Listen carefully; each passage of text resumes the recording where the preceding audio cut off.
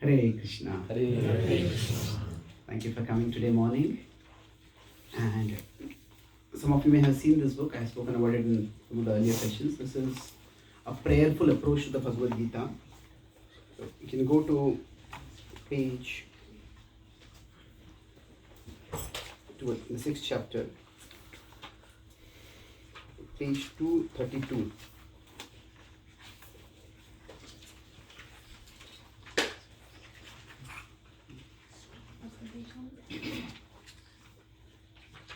So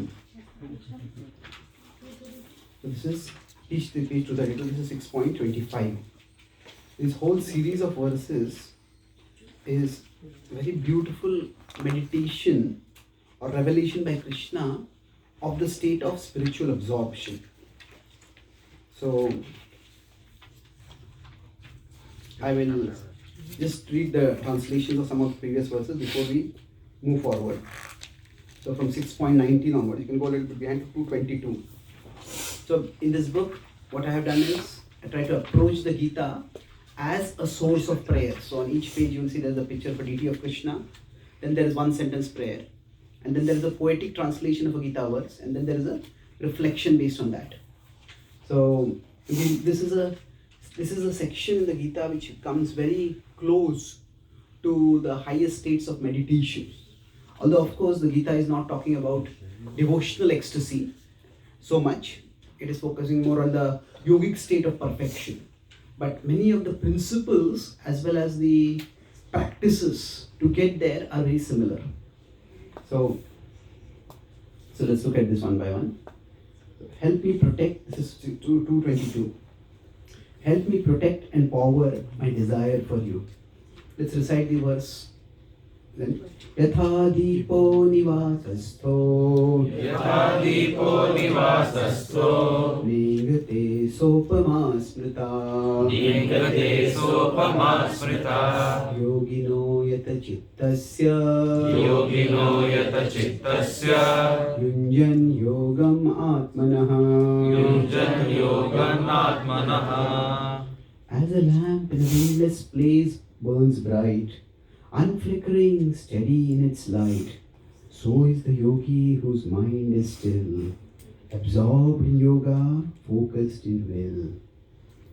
So Krishna is talking about that state where yatra uparamate chittam, so yatha deepo nivadasto, the lamp becomes steady, and that's where the mind can start focusing on a higher reality. And the same series goes on. This is actually a very beautiful reflection on the Shikshashtakam first verses, Cheto Darpana Marjanam. So, when will my mind become a mirror that shows the self? Yatro paramate chittam Niruddham yoga sevaya Yatra chaivatmanatmanam Pashyan atmani tushyati. When the mind is stilled through yogic grace, withdrawn from all in a peaceful inner space, the self beholds itself with no impure trace and finds deep divine joy in its own place. So now, this is the 6:20 to 23 is actually the state of the description of samadhi. But the first thing it says is the mind stops getting attracted towards externals. The mind's material mental activity stops. Yatra uparamate chittam. Uparamate is to stop. And then the mind starts looking inwards. Once the mind realizes there's nothing really attractive or worthwhile in the outer world, that's when it starts going inwards. So this is grant me the courage to seek experiences beyond the sensual. Okay. So I wish I had it in this book. So I hope all of you have a copy to read it. So how many of you do not have? Okay. Sharing, so everybody. Sukhamatyantikam yattat Sukhamatyantikam yattat buddhigrayam atindriyam buddhigrayam atindriyam vetti yatra na chaivayam vetti yatra na chaivayam sthitaschalati tattvataha. sthitaschalati tattvataha. This is the supreme bliss of transcendence, beyond the senses grasped by intelligence. In this divine experience, ears steadily rest, knowing it as the truth, purest and best. So, grasp the intelligence. This is what I'll be focusing on in today's talk. That why there's an important role for buddhi in getting to the stage of samadhi, or the stage of spiritual perfection, spiritual absorption. But here Krishna is telling that, okay, the mind has a tendency to go outwards, we turn it inwards. And then when it turns inwards, it experiences a higher reality. And once one experiences that higher reality, one does not sway from it. One does not depart from it. The next verse will describe why does one not depart from it. So let me seek the state beyond insufficiency and insecurity. See, everything external that we seek, it has these two problems. Even if it is good, we feel it is not sufficient. I want something better. And even when it is good, there is a fear that it may go away. So insufficiency and insecurity are the two problems with everything in the outer world that we may achieve.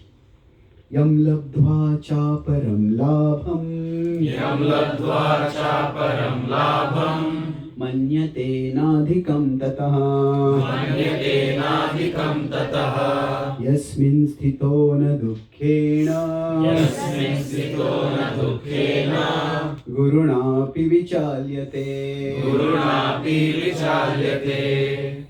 Having relished this, there is no greater gain. In this deep conviction, they firmly remain. No distress, not even a catastrophic affliction, can shake them from this divine realization. So there's no greater gain. That insufficiency is not there. There's some other greater gain I want, and then there's no insecurity. Even if whatever is external lost, what I have got is great enough that this doesn't matter. And then the very beautiful definition of yoga which Krishna gives. Disconnect me, O Lord, from my connection with distress. So, Krishna says, Tam vidya dukkha sanyoga Tam vidya dukkha samyoga viyogam yoga sangitam. viyogam yoga sangitam. So, there is a alliteration of the word yoga over here. It comes 3 times. Tam vidya, the know it to be dukkha sanyoga, the connection with distress. Dukkha sanyoga viyoga. The connection that we have with distress is a disconnection of that. And so the disconnection of the connection with distress, that is yoga sangitam. So yoga is basically, it is the connection that brings about our disconnection from our connection with distress.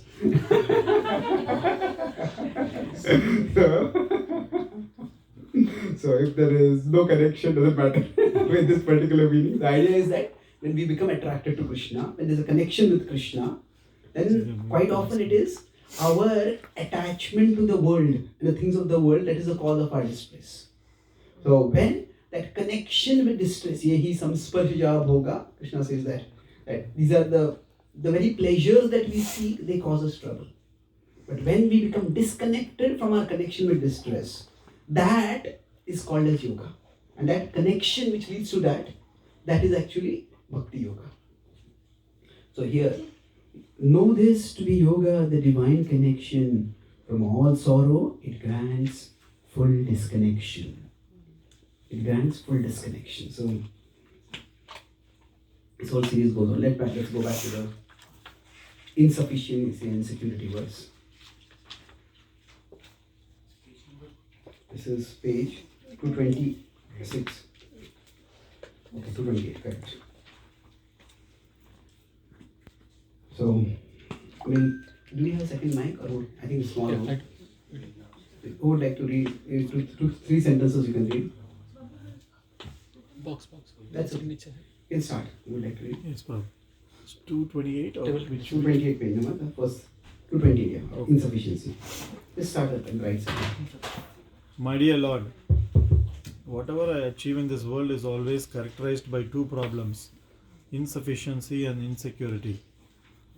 Whenever I attain something wonderful, it soon starts feeling insufficient, and something else, something I do not have, starts appearing more attractive, making me crave for that.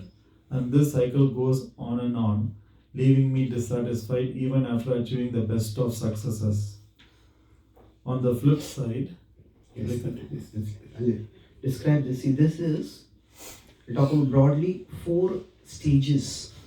We talk about how there is the growth in our absorption in Krishna.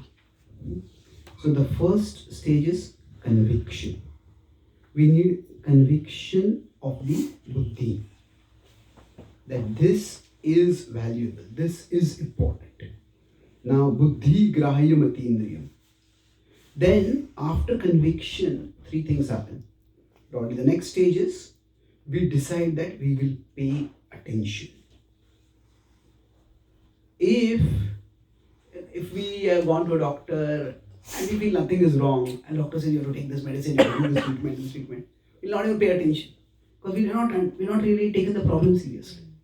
So when there is conviction, okay, that this is serious, this medicine is important, then there will be attention. Now from attention, gradually, what will happen is attraction will come. Now I'll explain this process of how it works. From attention, attraction comes. And from attraction, absorption comes.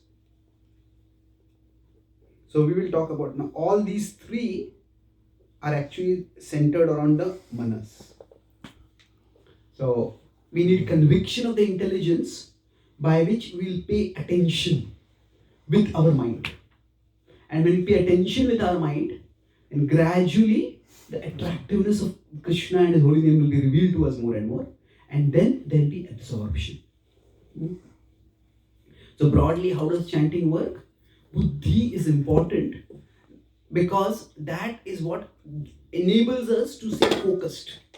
So without that attention, the attraction and the absorption they're rare to come. They will come, and we'll talk about how that also happens. But this is how chanting works. This is the broad process. Buddhi grahya matindriyam. With the buddhi, Krishna will talk about the same buddhi principle later. 3 verses later, just plan to talk about, I went back on it. Shanai ruparame buddhya dhruti gruhitaya, Krishna says. Gradually, step by step, with our intelligence, it's sustained by conviction. We need to focus the mind. Buddhi grahya atindriyam. We gradually start focusing the mind. So let's look at how this happens. And I'll talk about broadly 3 principles. So this will be a very philosophical class on chanting. But I'll try to make it as simple as possible because these principles, I've spoken them at different places. I've never spoken them at one time till now. But isolatedly spoken, many devotees have told me that it's very helpful for them. So personally, I myself found this also very helpful. So first we'll simply look at how human psychology works. Because chanting is a spiritual process, but it's a spiritual process which works through the mind primarily. That's why understanding how the mind works is very helpful. So then we'll talk about the attractiveness of Krishna. This is where we'll move beyond psychology towards bhakti, towards more spirituality. And the last I'll talk about how it's a relationship with Krishna. Krishna is not just like a magnet that we are attracted to. The principle is used sometimes, but neither the magnet nor the iron filing is conscious. It's just a mechanical attraction. So Prahlad Maharaj uses that, and that's an important principle to consider. We'll consider that in the principle of attractiveness. But beyond that, it's a relationship. It's not mechanical. So what is the psychological principle here? That I talked about this journey from attention to absorption. Now we will apply this specifically We'll apply this specifically for chanting, but the principle is, if I consider this to be my consciousness, then initially Krishna is one component in my consciousness. So I allow Krishna to enter into my consciousness. This is the stage of attention. So this is what, going back to the previous diagram, with conviction we will pay attention. So right now you are sitting over here. Now you may be paying attention to what I am speaking, you may be paying attention to what is being drawn over here. You make that part of the attention maybe towards who is sitting next to you. Part of attention maybe the floor is not so comfortable. Maybe it's too cold, it's too hot. Maybe I'm being suffocated with so many people over here. There are many things in our consciousness. But while there are many things, if you have come for a class, what is going on in the class should at least be one of the things.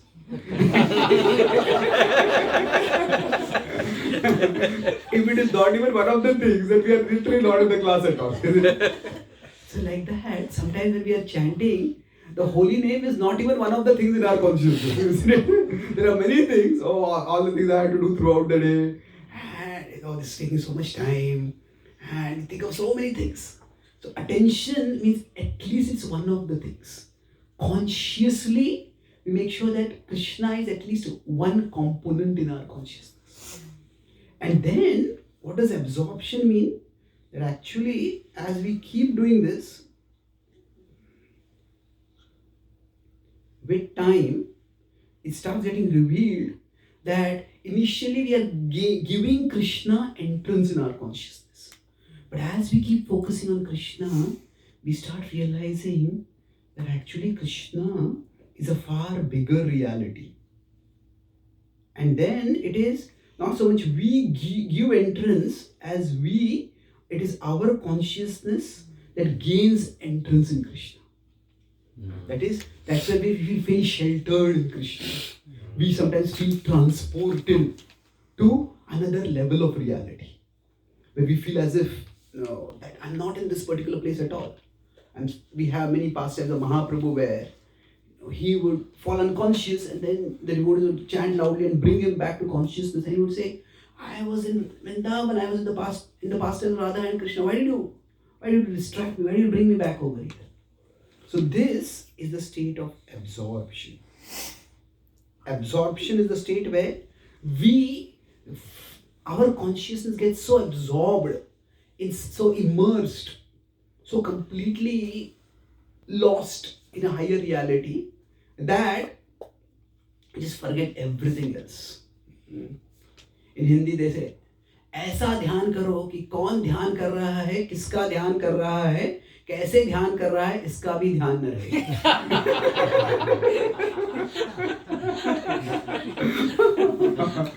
So often this is associated with merging, but it doesn't have to be merging. It's the consciousness becomes absorbed. That's the state of absorption. Sometimes we use the word somebody is engrossed in something. So when we are engrossed, then we forget everything else.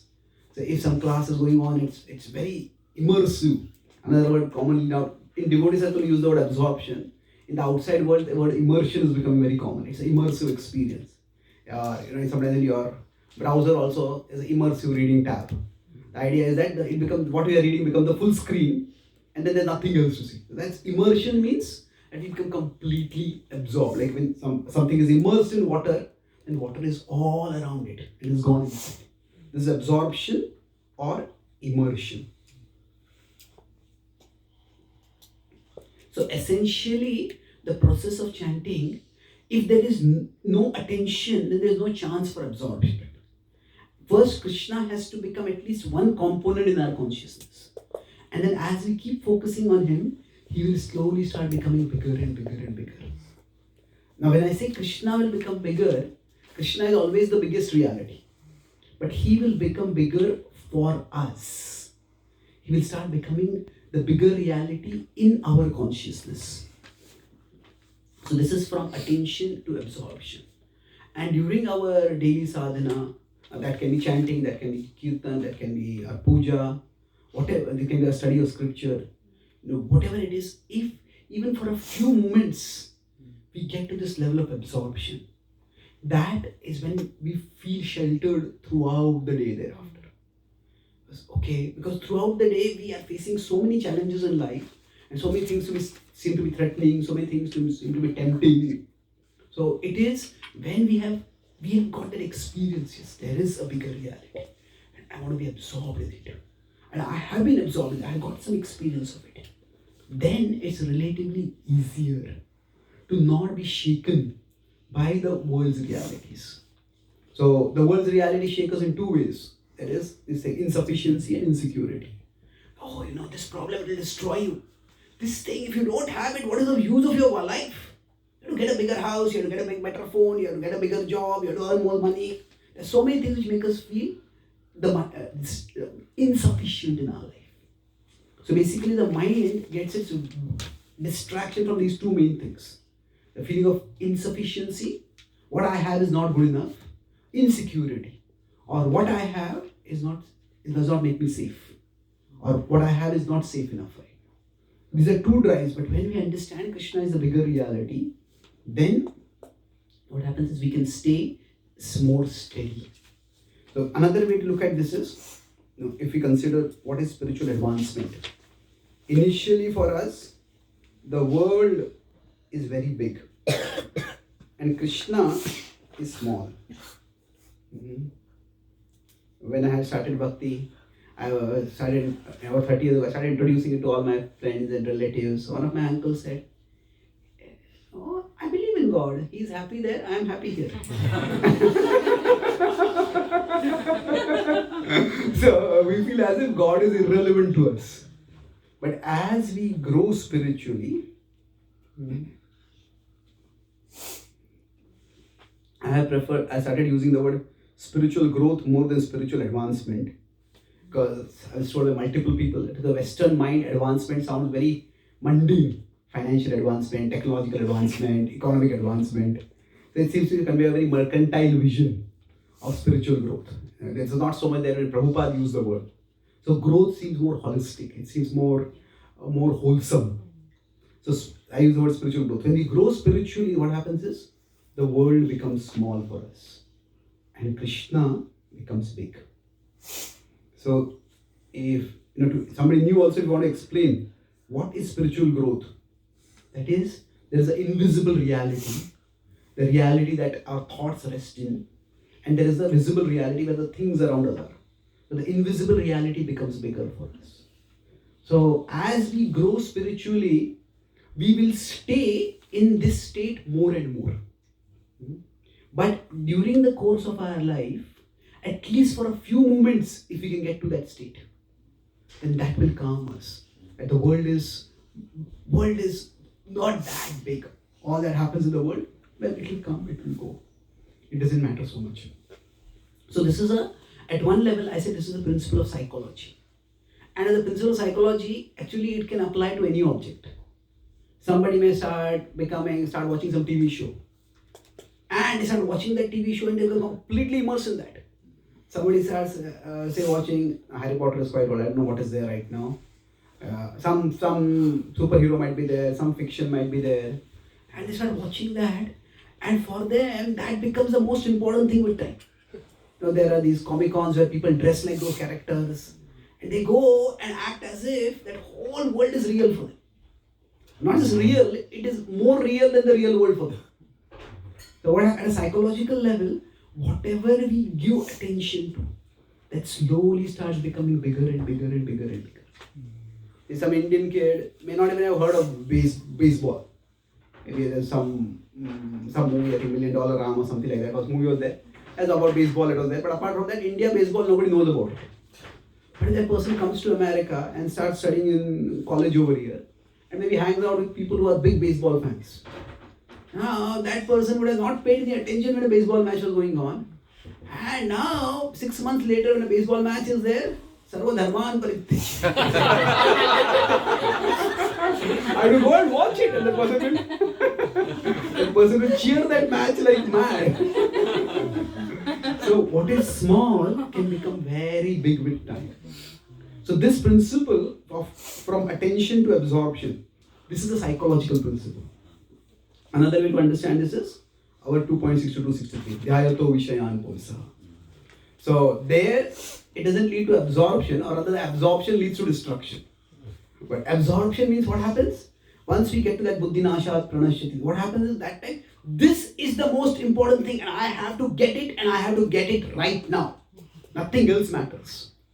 That basically means that has become so big in the mind. So this is actually a psychological principle, that whatever we expose ourselves to, that will become bigger for us. That's why when we chant repeatedly, what are we trying to do? We're trying to bring Krishna in the sphere of our attention. And the more we bring Krishna in the sphere of our attention, it will become bigger and bigger and bigger. So, what is the acronym I was going to discuss? Yeah. So, A then is attractiveness. So, we're discussing. P was what? Psychology. So, it's a psychological principle that attention will lead to absorption. Now, some people may say, then, what does it really matter? How is Krishna different? When I was in India, there was maybe 5 or 10 years ago, there was some movie about some character, I think Munna Bhai or something. So he starts seeing Gandhi, and then Gandhi starts guiding him, and he starts becoming a better person by that. So is it like Krishna consciousness is like that Munna Bhai's Gandhi consciousness? That, okay, now later on they say at the end of the cycle, at the end of towards the movie, actually there's no, it was just your mind's imagination.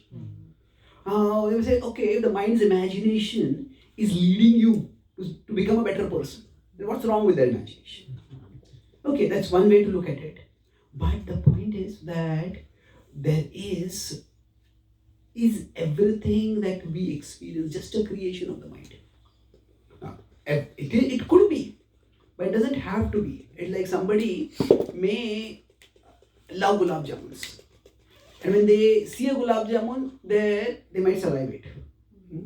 Now they might close their eyes and imagine a gulab jamun, and then also they might salivate, isn't it?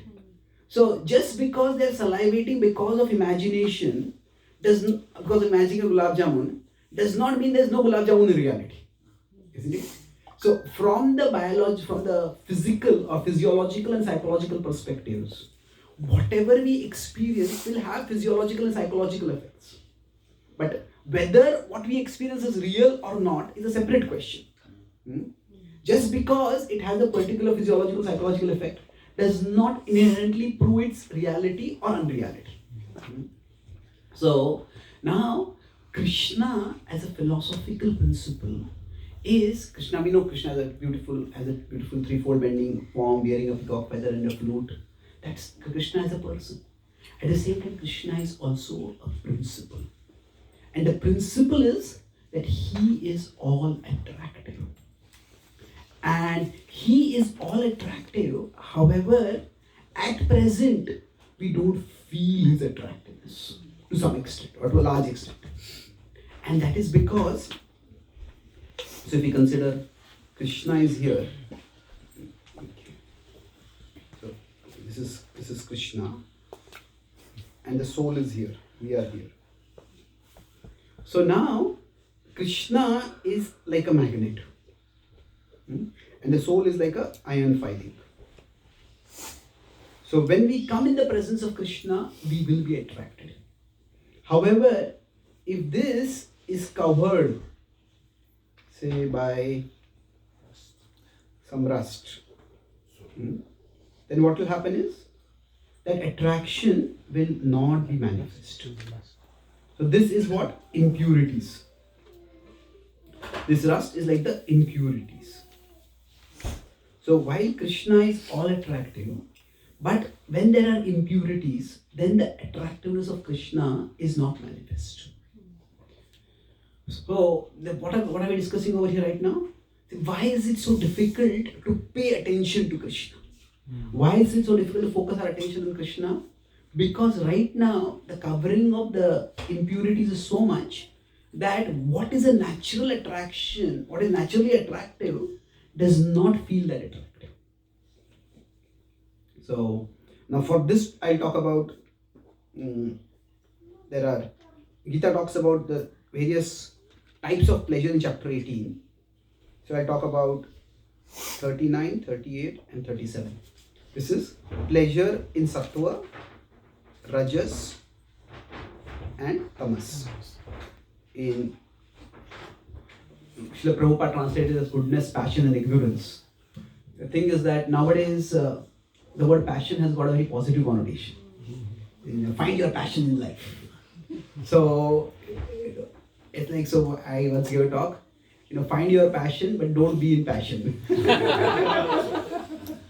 So that's why I prefer to use the Sanskrit word generally, as long as people understand sattva, rajas, tamas. So now Krishna thought, what is the nature of pleasure in each of these? Is in sattva, it is initially like poison. Afterwards, it will become like nectar. So for us, because of the impurities that we have, focusing on Krishna initially feels like poison. And that's why the mind just recoils and resists. I don't want to focus on this. Although there is nectar eventually, but the initial poison is what makes the mind recoil. Now on the other hand, now Krishna talks about other things where there is nectar initially and poison eventually. There are so many things in today's world. This initial nectar is what neuroscience calls the dopamine hit. There are so many things which give us a quick dose of stimulation. Just look at whatever the social media, look at this TikTok video, look at this reel, look here, look there. So it's just some change, some stimulation. So it's like initial nectar. But afterwards, somebody starts scrolling and they start with 1 minute, 2 minutes, and 1 hour is gone, 2 hours are gone, 5 hours have gone. What did I do? I wasted so much time. So then it feels like nectar initially, but it eventually becomes like poison. Why did I waste so much time? So there is a scrolling, nowadays there's a new word called doom scrolling. Doom scrolling. Doom scrolling means what? That people keep scrolling all the ways the world is about to be doomed. Oh, this is wrong over here, and that is wrong over there, and that is wrong over there, and that is wrong over there. So, and quite often, there are many things wrong in the world, but what is wrong with us is we are thinking about all that is wrong in the world. And then people just become so pessimistic, so gloomy about everything.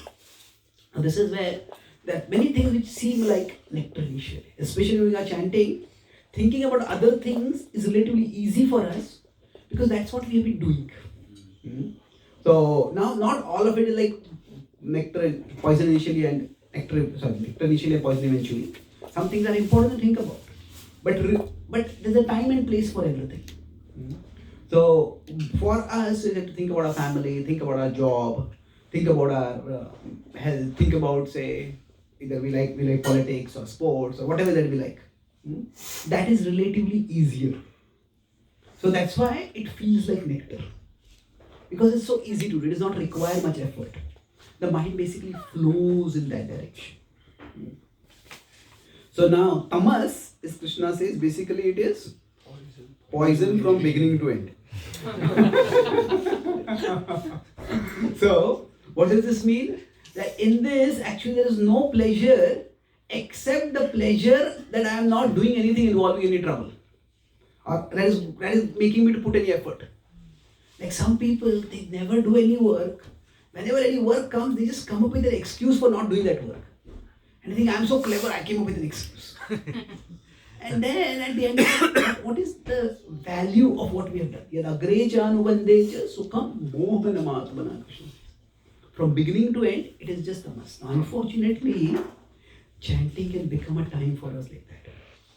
Although chanting is meant to take us to nectar, but what happens is, if we do not push through the poison to the nectar, if we do not try to focus on Krishna, then the time of chanting becomes the time when we just wander everywhere. And now it's one thing, so initially there is some dopamine hit, we think of something which we like, but after sometimes the mind just wanders aimlessly, and say half an hour, 1 hour, 2 hours, whatever we are chanting, at the end of it, rather than being spiritually rejuvenated, we just feel even mentally exhausted. Oh, I kept thinking so many things. So now, that's why when we say inattentive chanting can be an offense, The offense is not just Krishna gets angry with us. No, Krishna is a very compassionate God, but it's just that we are fueling the worst conditionings of our mind. The tendency of the mind is to just choose the path of least resistance. And if our chanting becomes the excuse or the forum for the mind to just choose the path of least resistance, then that is not only not psychologically healthy, it can actually be psychologically damaging. Because then it's almost like we are practicing inattention for 2 hours every day. Or we are practicing distraction. And then the mind will get more and more distracted during the rest of the day. And this doesn't mean we should be scared. I once gave this talk about one devotee told me, Prabhu, I can't chant attentively, better I stop chanting only. No, that's not the solution. We put in effort. Of course, sometimes chanting is demanding, it requires effort. And we may not be able to concentrate with the same focus all the time. And sometimes we may need a little break also so that we can refocus. But the point is, if we are not making any effort, if it is being done just as a ritual, completely as a ritual, where no effort is being made to focus, then this will lead to training the mind in attention and distraction. And that can be very damaging. Now beyond this is the pleasure of bhakti. This Krishna is Shuddha Sattva. And what Krishna says is, or Mahaprabhu says is, Purnamrita Swadanam. That Pratipadam, that he says, that Sattva. So what is the word? Cheto Darpanamajanam Bhavamaha Davagni Nirvapanam Shreya Kailava Chandrika Vitaranam Vidyavadhu Jivanam Anandam Buddhivardhanam Pratipadam Purnamrita Swadanam. So it is not Agre Visha and then Amrita, it is Purna Amrita. So when our mind is pure, when there is no more impurity, then there is no struggle to focus the mind on Krishna. And that's why it becomes full nectar. So we would like to come to that stage gradually. So the more we start getting purified by the practice of bhakti, the more this initial poison disappears. So what happens on this journey is, when you're going like this, over a period of time, the initial poison will start becoming smaller and smaller. So it was large over here, it becomes small, and then it almost disappears. So that's how, as the initial poison starts disappearing, then remembering Krishna becomes joyful. Chanting becomes constant. What Rupa Goswami says that Tunde Tandavi Ratimurti. So I feel like it's such a shower of nectar. I want hundreds of mouths, thousands of ears. Just relish the holy name. That comes when we get to the Purnamrita stage. So now, here we talk about how Krishna's attractiveness is revealed to us is through this process where we go. That's why chanting requires us to be at least a little bit in Sattva Guna. A peaceful environment, and our mind needs to also be a little peaceful. Sometimes, if our mind is very agitated and we try to chant, sometimes it is said that by chanting our mind will become peaceful. And it happens sometimes. But if the mind is too much in Rajoguna or Tamoguna, then maybe taking a few deep breaths, doing something else that calms us down, can help us so that we can focus on it. Sometimes take some book, and sometimes we feel I can't even focus on reading. I'll take some Krishna book or something, read it aloud. Just read one pastime aloud, maybe the favorite pastime that you like. What happens when you read aloud? That, just like chanting loudly, helps us to focus both our mind, our tongue and our ears. Similarly, reading aloud will be slow reading, but reading aloud helps us to focus. So, getting to Sattva helps us to get towards Shuddha Sattva faster. So, it's like going back to the previous point, in Sattva we can pay attention. Then the Rajas or Tamas, the mind is so turbulent that Krishna is not even one component in our consciousness. So we want Krishna to be a component, and we want Krishna to become the bigger and bigger component. This is how we get to the stage of higher and higher absorption in Krishna. Now another way to summarize this is, you could have a 4-quadrant diagram. That there is initial, that is, it's nectar, or it's poison. Now it's strange. Nectar initially, and it's nectar. Sorry, it's nectar initially, or it's poison initially.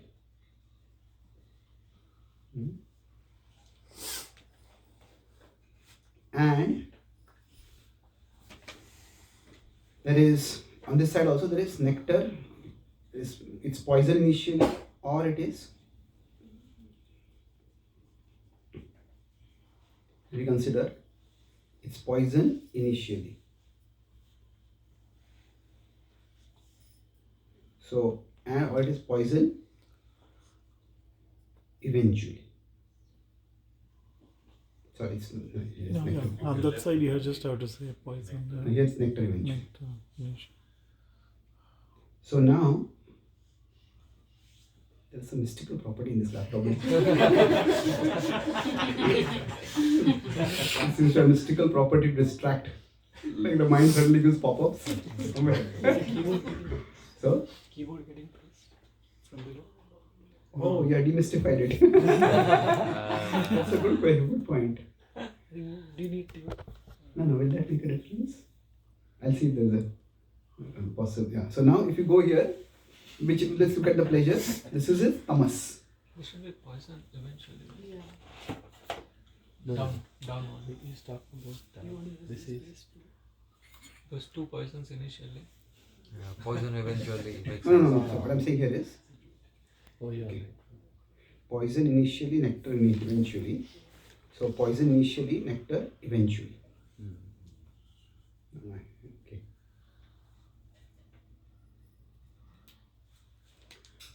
Okay, let's put it this way.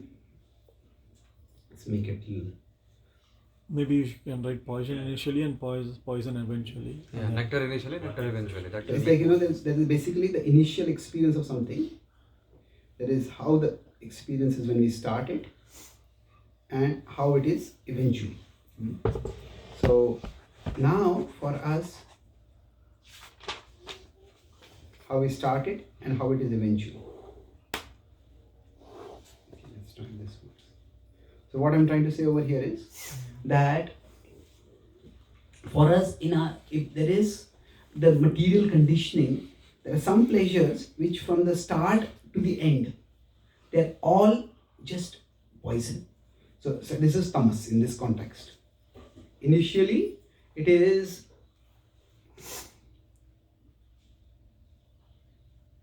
okay. I'll come back to this diagram a little later. I become a little distracted by the whole thing. So this is tamas, that is Shuddha Sattva. So it is okay. Wait a minute. Okay, let's put it. I have been doing too much exploration to try to simplify, but I ended up complicating it. or just a Let's- cross. Let's put it this way: there is nectar, and there is no Poison. nectar.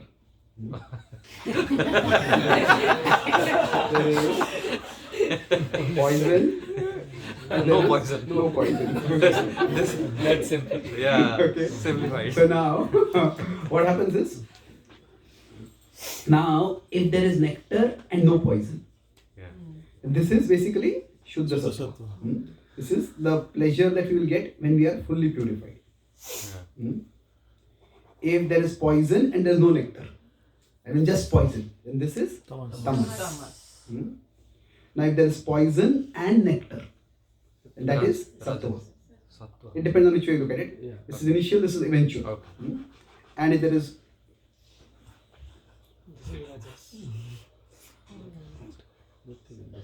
there's no nectar, no poison, there's unconscious.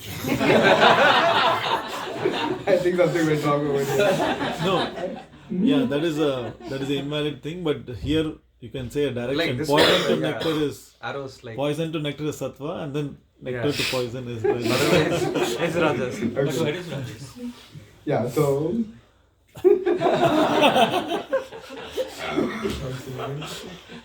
no nectar, no poison. As I said, is that doesn't make sense. This becomes. I'll come back to this. I've done a whole no. class I on think this. oh, I forgot about it, how effective it is. But basically, let's go back over here. The point is that there is some experience where there is just poison from beginning to the end completely. And that's totally pointless. And there is nectar from beginning to end. So what we would like is at the stage where we have to get to nectar from beginning to end. Yeah. But to get to that stage, we cannot just jump there automatically. We'll have to go through the stage where there will be poison initially, but nectar eventually. So, okay. So just a suggestion. So if you just rename it as Okay, wait a minute. I got it. poison Okay. beginning and poison end at I think the end. Or Prabhuji, I was this like, is the, no, I got it. Wait. Just let me. Now, I know you're trying to be helpful, but the time will tell whether you are confusing me or I am confusing you. So, this is our mental experience. Mental experience is how does our mind experience it? And this is the soul's experience or a spiritual experience. So, now the mind's experience can be something is nectar or it can be something is poison. The soul's experience can be something is nectar or it's something is poison. If we consider from this perspective, then what the mind considers to be nectar and the soul considers poison, that is, this is rajas. So what is good? The mind feels this is enjoyable, but the soul, it's poison for the soul. The visha is like a visha eventually. Now, sometimes we are doing something which we don't even enjoy, but the mind also is not like nectar. Like sometimes some people just start surfing something and they keep scrolling.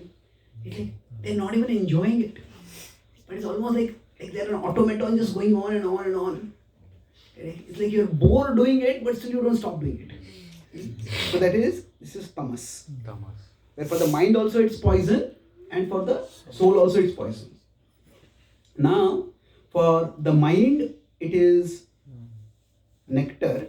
So the mind is poison, but the soul it is nectar. This is sattva. And for the soul and both, the nectar is shuddha sattva. So basically, At least initially. no, it's constantly. It will be when the mind is purified from beginning to end. For the mind also it is nectar, for the soul also it is nectar. How about Sattva, Prabhuji? Sattva, it is, for the mind it's like, while we are in sattva, it is like poison initially, but we are able to push through it. The point I'm making is that we need to get to this last quadrant. Let's say 3 and 4. We want to get to this quadrant. And the 4th quadrant we want to get to. And generally, the way to get to this quadrant, very rarely is it possible to get like this. From whichever quadrant we are, mostly it is the proper pathway is from sattva to shuddha sattva. So from wherever we are, we try to get here. And then once we have got there, then from there, we can move towards shuddha sattva. That's why you will see sometimes that if we are chanting in a very rajasic environment, then it is that we just feel as if I'm wasting my time. It's very difficult to focus. If you have got days for chanting, it's possible, but it's otherwise quite difficult to focus. We might be able to read a book, we might be able to hear some kirtan, sing some kirtan. That's possible. It's like we go on a Harinam Sankirtan. We don't go on a Nagar Sankirtan. We don't go on Nagar Japa. Isn't it? It's difficult to go on the streets and chant Japa. So that does require a bit of sattvic environment. It's possible anywhere to become absorbed in the holy name, but it is relatively difficult. So this is that the attractiveness of Krishna will be gradually revealed to us. Make one last point and then we'll stop. So here the last was about R is a relationship. Now Bhakti is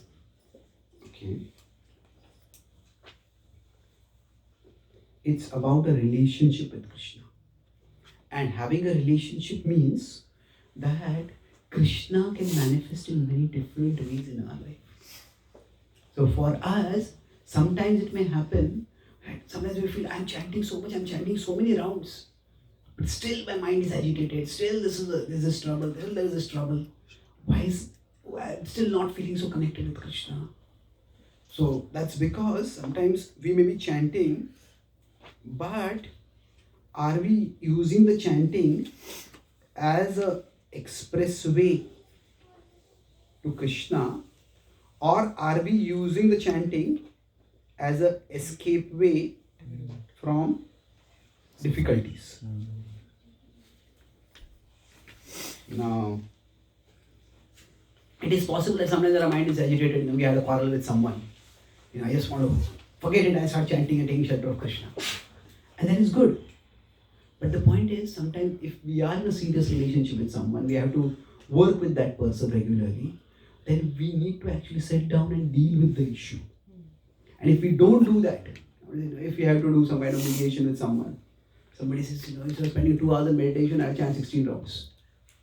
Well, the two are not interchangeable. Like if I had got a fracture in my hand, I said, instead of going to a doctor, I'll chant extra rounds. And the fracture is not going to be cured by that. So the soul, mind and body are 3 different domains of reality. And just as the body may need some appropriate treatment, I'm not saying we have to go to a therapist. But my point is that when there are emotional wounds, they need to be appropriately addressed. So that's why it is Amanina Manadena Kirtanya Sadahara. Now Amanina Manadena, it can be literally taken as, we have to respect, offer all respect to others and expect no respect to others. It's true. At one level, but another level is that when we can do that, we are not craving for something from others, and we are in a place where we can offer things to others. It's a healthy state of a relationship. If we are constantly feeling that this person is taking so much from me and this person is not giving anything to me, then what happens is the relationship becomes very strained. And when the relationship is strained, then our chanting also becomes strained. That Amanina Manadena, that is basically indicative of a steady state in our relationships. Now, a steady state does not necessarily mean a happy state. It can mean, sometimes we can't, there are 2 levels of, Prabhupada said, your law will be shown by how you cooperate. So sometimes we may decide to, we cooperate, and sometimes we cooperate. Cooperate means I work here, you work there. So, in the pandemic, I was doing podcasts with various senior devotees. So one time I got a suggestion that if there are 2 senior devotees, very scholarly, so get both of them and we can have a discussion with 3-way discussion on a particular topic. So I asked one of them and I said, he's a very good friend of mine. And why is he such a good friend? Because we meet only once a year in Maya.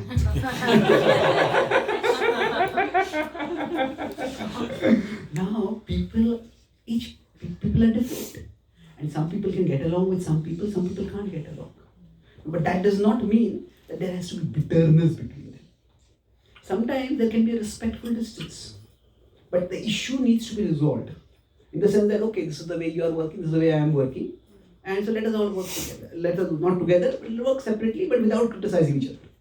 So to some extent in our relation, if we use chanting as an escape way to avoid healing the wounds in our relationship, then that chanting will not work. Initially it may work, but we just want to forget the whole thing. But if that person is a part of our community, that person is going to be there all the time. We're going to interact with them. Then just as Krishna says, Raga is a problem, Dvesha is also a problem. So if we are too attached to someone, then that can fixate our mind on that person. If we are too averse to someone, as soon as we come to the temple, if we have had a bad relationship with someone, that person comes, we are looking at the deities, but thinking, we hear that person's voice, what is this person doing over here? And the person starts laughing, why is this person so happy? So, this in one sense, maybe Krishna is telling us that we have to take the step forward, we have to be more tolerant or forgiving, or at least understanding and let go of that wound. So Krishna may come to be speaking to us through that particular relationship and what we need to do in that relationship. If you put that aside and start using chanting as a means to not deal with the issue, then what will happen? That issue will be there, that issue will escalate, and then eventually our chanting will not really connect us with Krishna. So this is called as spiritual bypassing. Spiritual bypassing means what? Basically, we use God to stay away from God. What do you mean? Use God to stay away from God? It's like God is coming to us and speaking to us in a particular way. And okay, maybe you are very insecure, or you are hypersensitive, or you have been disrespectful, whatever it is. Krishna wants us to correct ourselves at an emotional level, at a psychological level, relational level. But we neglect that Krishna. We just focus on chanting more and more and more. So we are using Krishna to stay away from Krishna. So chanting is very important. But we can't reduce our relationship with Krishna to chanting. Krishna works through many different ways. Sometimes what happens is, we may chant a lot, but then we become very judgmental and dismissive of anybody who doesn't chant as much as we do. And no, Krishna may come to us through chanting. Krishna may come to somebody through the Bhagavatam. And they may recite a lot of Bhagavatam verses, they may memorize a lot of Bhagavatam verses, they relish Bhagavatam. For somebody else, Krishna may come in the form of the deities. And they may not chant any extra rounds, but they are ready to extend themselves for any amount of service to the deities. So my point is that if chanting is a very important process in our bhakti, but we cannot reduce the relationship to chanting. Prabhupada started the International Society for Krishna Consciousness. It is not the International Society for Chanting. Chanting is a key way to be Krishna conscious, but it is Krishna conscious. So when we have this understanding of a relationship, if we don't have this understanding of a relationship with Krishna, everything that comes in the way of our chanting, we just treat it as a distraction, as a distraction, as an irritation to get rid of. But no, some things may not be just an irritation to get rid of. Some things may be issues to address so that our relationship with Krishna becomes more holistic. So, if some issues occupying our mind too much, so this is where I'll conclude with this point that that sometimes the mind needs to be controlled. It is getting distracted, and that is definitely required. Now, but sometimes the mind may just need to be comforted rather than controlled. Say somebody has hurt us terribly, and maybe they spoke very hurtful word to us, maybe they betrayed us in some way, and we're feeling very hurt by that. At that time we try to chant, and the mind just keeps wandering here and there. At that time, come on, focus. When the mind is wandering, it is because the mind is hurt over there. That's why one limb of bhakti is guhyam akhyati puchyate. So if you feel very hurt by somebody, we need to talk with someone else. Maybe that person is not going to stop hurting us. That's just the way they are. But we need someone to talk with, so that we can unburden our heart. We can get some healing just by the venting, by the unburdening of ourselves. So there are times when the distraction should not be treated as just a wild mind that needs to be controlled. So when the mind is wild, it needs to be controlled. But sometimes the mind is not wild, it is wounded. And the wounded mind does not need to be controlled. It needs to be comforted. It needs to be healed. So that's why the wound to the mind can come in various ways, but one of the main ways it comes is through relationships. And that sometimes it may happen that we can heal that particular relationship, and sometimes we cannot heal that particular relationship. But if we cannot heal that relationship, then we need to have some strength and some contentment, some sort of affirmation and positivity through some other relationship. One devotee has hurt us, and so we have a community of devotees. So that if one devotee hurts us, then there's some other devotee we talk with. Some devotees are just too unlike-minded. And they may not want to hurt, but they just speak something that is hurtful. So what do we do at that time? At that time we have to have some other devotees who understand us, who are like-minded as you. Okay, they understand what we are doing. So then when the mind is comforted that way, then the mind will refocus. And so, okay, this devotee has hurt me and that's just a distraction, that's just an irritation. Well, let the mind control itself. No, it doesn't work like that. So sometimes it may happen that we may go away from one devotee because of that, or that devotee may go away from us. But then in that process we come closer to some other devotee. And we start, like we say, a friend in need is a friend indeed. So we start understanding who are even in the devotee community, who are the friends we can count on. And yes, it is, rather than thinking this is just an adibhautik clash that I have to deal with. But through that adibhautik clash, Krishna may be revealing to us who our close friends are. And maybe we are a bit too naive in trusting everyone, or maybe we are a bit too judgmental in we want to guide everyone, but some people don't want to be guided. And then with good intention we guide them, but then they rebel against us. And we feel, I did so much for you and now you are going against me only. So maybe Krishna is telling us we have to become a little more discreet in whom we guide, and how much we guide when that other person wants guidance. So there will be things we have to learn from our relationship also. That's why our relationship with Krishna is a holistic thing. And that means our relationship with others is also important. Like there's a difference between Kanishta Adhikari and Madhyam Adhikari. Kanishta Adhikari just goes and worships the deities but doesn't care for the devotees. Similarly, we can do Bhakti chanting at a Kanishta level where we just focus on chanting and don't care for anything else. No, our chanting is meant to develop our relationship with Krishna, and that includes our relationship with others. Now we don't want to spend endless time. It's not that, okay, because I want to do some counseling mediation, till this issue is resolved, I will not chant anymore. No, that would be extreme. It's like we don't want to avoid both things. That we want to avoid, say, we do say only chanting and we don't deal with issues at all. There are other issues in our life. The other is we only deal with the issues and we don't do chant at all. Now what we need to do is, we actually need to chant and we also need to deal with the issues. Ma, Manusmara and Yudhyacha. So we have to remember Krishna and we also have to do what is required to deal with the issues in our life. That way when the relationship with Krishna becomes more holistic, we understand that Krishna speaks to me in many different ways. Then we will actually able to, that our chanting will become much more effective. Because we will feel not just that I constantly force myself. When my mind is wounded, at that time I try to force myself, it will just not work. So when our relationships, they're not necessarily in a happy state, but a steady state. Steady means, okay, we have to work at a little distance from each other. And that's not the happiest state to be in. But okay, let's be at this level and let's continue our functioning. So that way we'll be able to focus on chanting more and more. So I'll repeat what I discussed today. Broadly, we discussed how chanting works. And essentially I talked about 4 points. It was that first was the role of buddhi. With the buddhi we need conviction. That it is with buddhi grahya mati.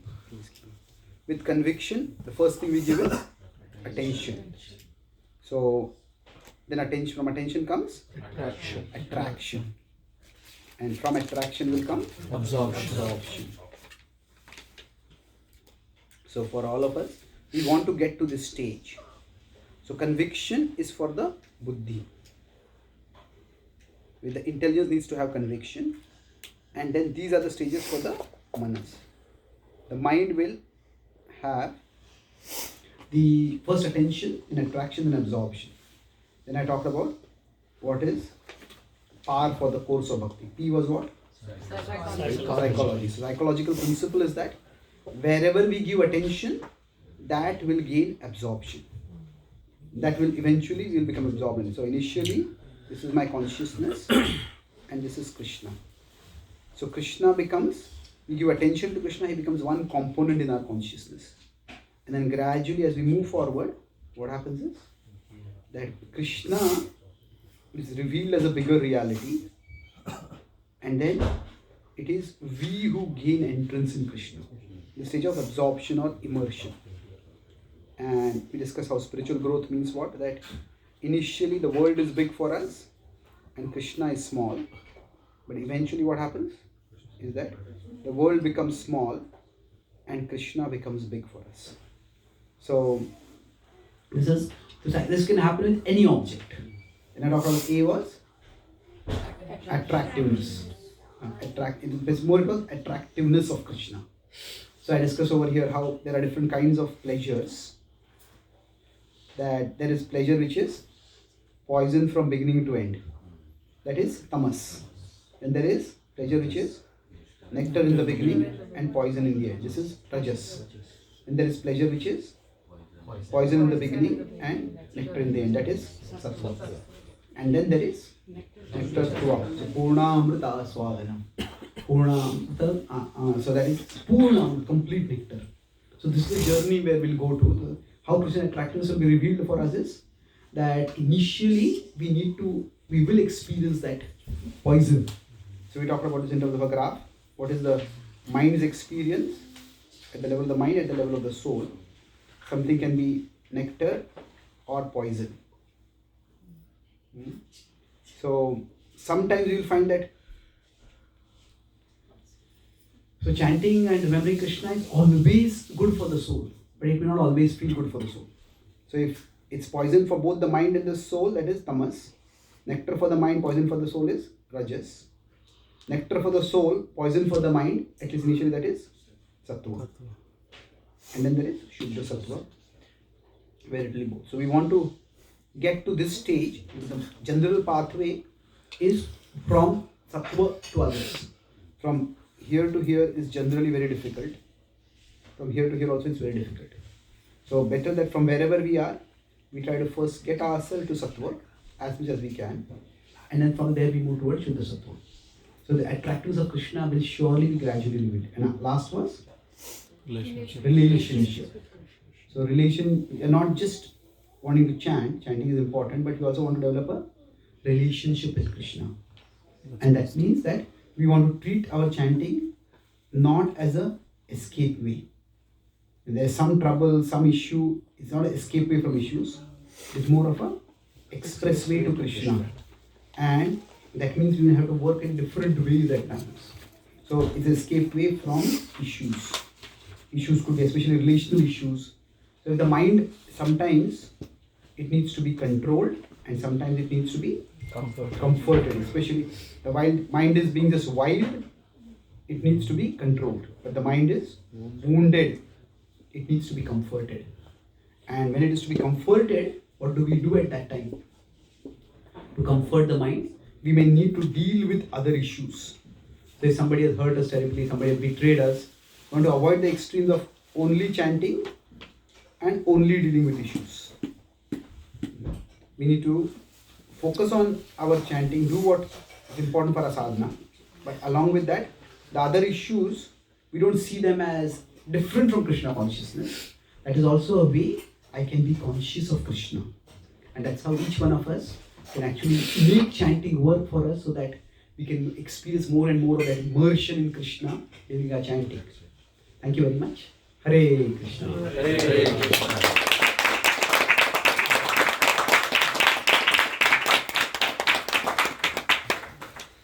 Hare Krishna. Thank you very much, Prabhu.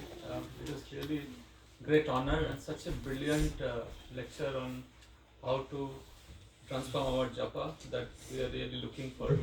And it was such a great privilege to have Prabhuji's time in spite of his busy schedule. Let us all thank and express our gratitude for the 3 times chanting. Let us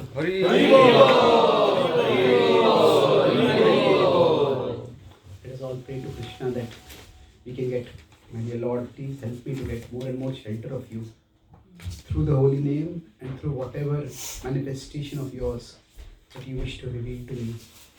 Help me to know when to control my mind and when to comfort it so that it can come closer and closer to you. Help me, Krishna, to get some experience of the nectar that comes eventually so that I can push through the initial poison.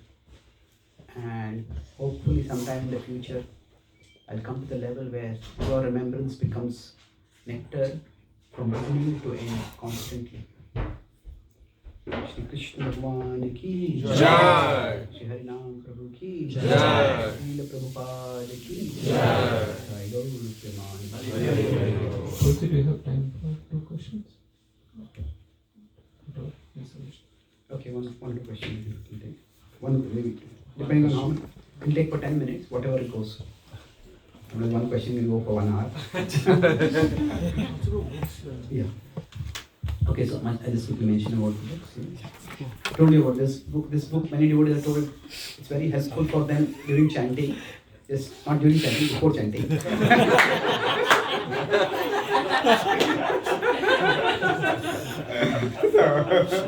so just reading one prayer, looking at a picture of Krishna, and then just either reciting the verse or the prayer and just reflecting on it. It can calm the mind and comfort it also as is required. So there is a table of contents where typically this is based on the first 6 chapters of the Gita, 122 verses I selected. So whatever typical our prayer needs might be, or emotional situation might be, whether we are feeling lonely and abandoned, whether we are feeling too much craving and material desires coming up, whether we are feeling tasteless in our bhakti. So what are the verses of the Gita apply that time, and what are the prayers that we can have? That's table of contents. So you could read any of these and focus on the holy name better. It's like we have japa talks some devotees give. This is more like japa writings with pictures of Krishna that we can meditate on. And this is a book that is for... Okay, so both these books, we unfortunately, or fortunately, we have run out of the books right now. So we may have to give us the order and we'll send them to you soon. So this is Gita for the CEO. So HarperCollins asked me to write a book presenting the Gita for the corporate world. Nowadays this whole trend is there that people want to look in the traditional world. Stoicism is becoming very popular. That's from Europe. The Ikigai is going popular from Japan. So people want to know what is there in the Bhagavad Gita that can help for the corporate life. So I presented the Gita's wisdom using diagrams and illustrations like I was drawing. Basically 10 principles that can be applied in our daily life, especially in our professional life for success over there. Arjuna was not just a great devotee, he was also a great leader, a great archer and a great prince and leader. So similarly, we can follow in his footsteps. And this book is also, it's not just for the CEOs, it's for everybody who has a leadership role, formally or informally, or everybody who wants to even be a leader of themselves. But especially it is in the corporate language, addressing corporate concerns. So you can also give this to your friends or colleagues who may want to, who may not be ready to read the Gita, but they might read a book like this and then they may go more interested in the Gita also. Thank you. Yes. One of the things that I get disturbed during chanting is what I think outside chanting, which is when I see the methods employed in preaching or reaching out to people, and we as organization, we have wide varieties, and we see some are working well versus others that are more traditional, antique. My mind is disturbed sometimes looking at what other people are doing. How can I pacify my mind and focus on what I can do? And See, once you become a devotee, see, we all have a certain quota of klesha that we have to get. Is it like adhyatmic klesh, adibhautik klesh, adivaidik klesh? So once we become devotees, most of our adibhautik klesh comes from devotees. So,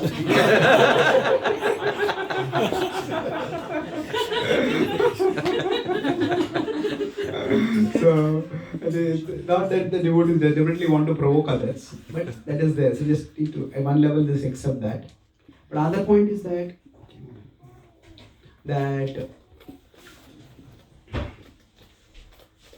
this Prabhupada started the International Society for Krishna Consciousness.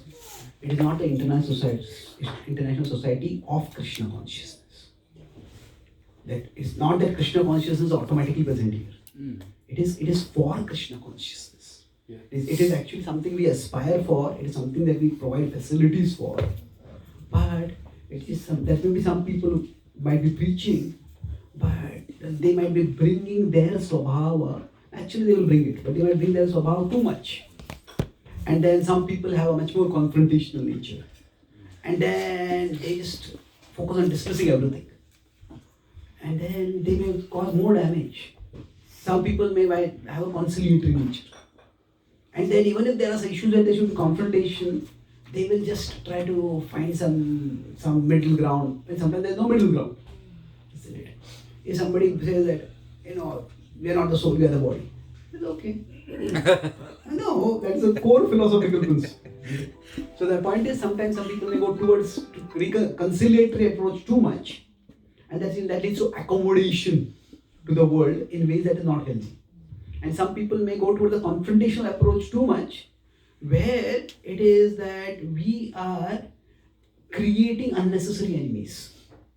So unfortunately, both are there, and we can. And sometimes it might just be that devotees are inexperienced and they learn from experience. Sometimes people just become convinced that this is the way it's worked for me, and this is the way it will work for everyone.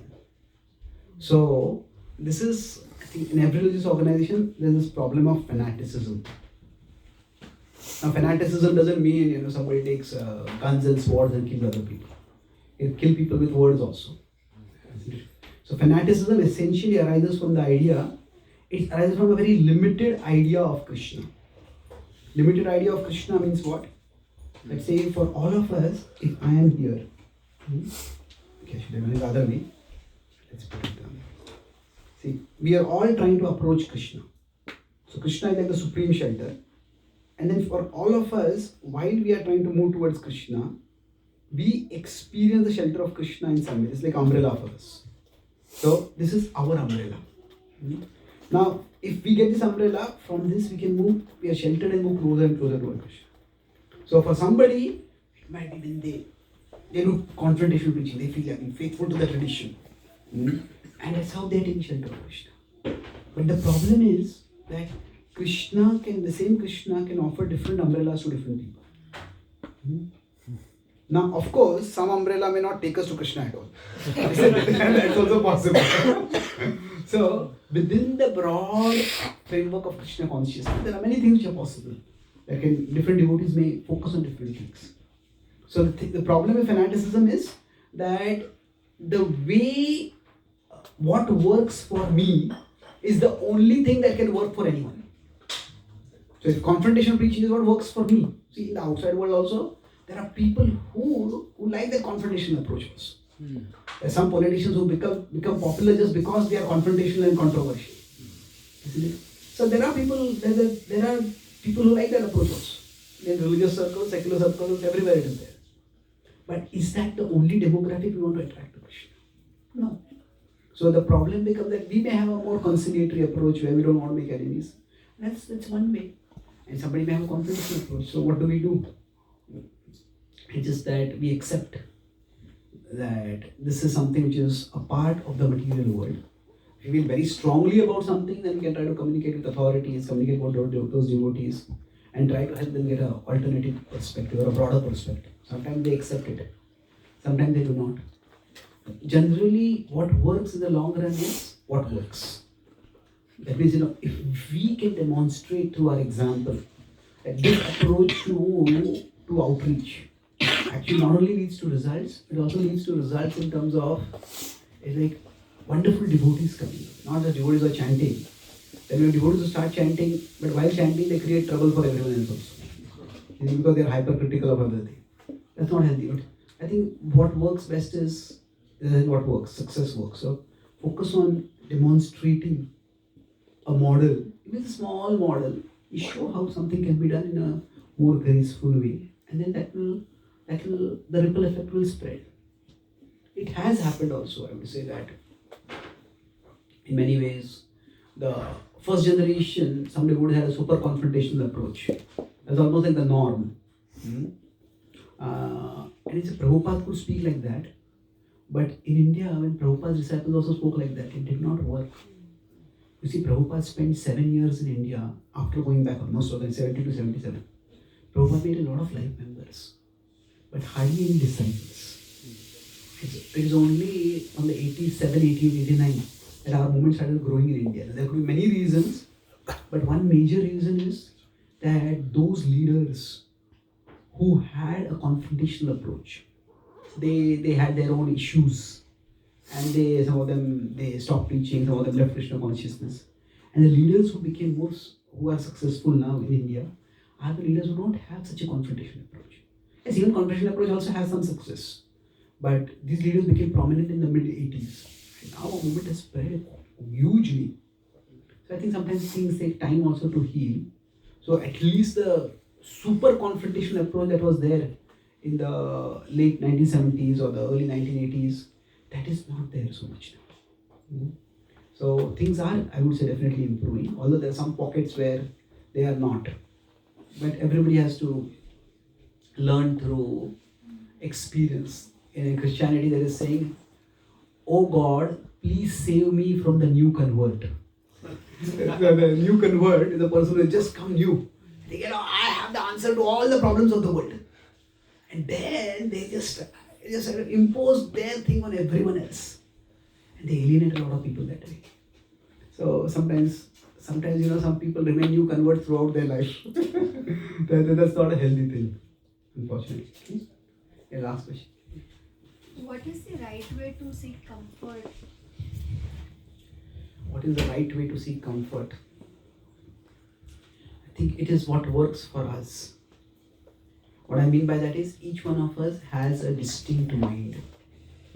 And depending on our particular nature, some people are more introvert, some people are more extrovert. So those who are extrovert, when they are hurt by someone, they also need somebody else to talk with. And then when they feel very hurt, being surrounded by people is what helps them. Okay, that we talk with many people, just go for some festival, and then we are meeting with so many people, talking with so many people. And some of them we may have deeper discussions, some of them we have more lighter discussion, but whatever it is. But then the comforting of the mind happens when one person may have hurt me, one person may have rejected me, one person may have betrayed me, but there are many other people who care for me, with whom I can connect with. But somebody who is more of an introvert, they may just want to retreat. I want to be alone. I want to process things. So some people say, I just want to go to some natural retreat center. I'll go close to nature. I'll go for a walk. I'll go for some place and just be calm, away from people. Now, I want to say that is one devotee told me that he was very hurt by some devotee and he was in a particular temple and the management hurt him a lot. He said, I'm going from here. I'm going to that particular place. So when he was going, the temple leader told him, the previous Mayavadi inside you is simply coming out and taking over. So the Mayavadi stay alone. Because he was from Mayavad background before. So he was saying, I am actually feeling much calmer in this natural scenic place than I was feeling in the temple. So is it that the Mayavad is coming inside? I said, going to nature and getting peace in nature, that is not the monopoly of the Mayavadis.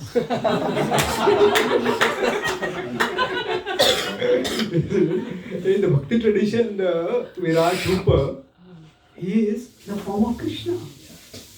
And so I think each one of us has to find out how we can be comforted.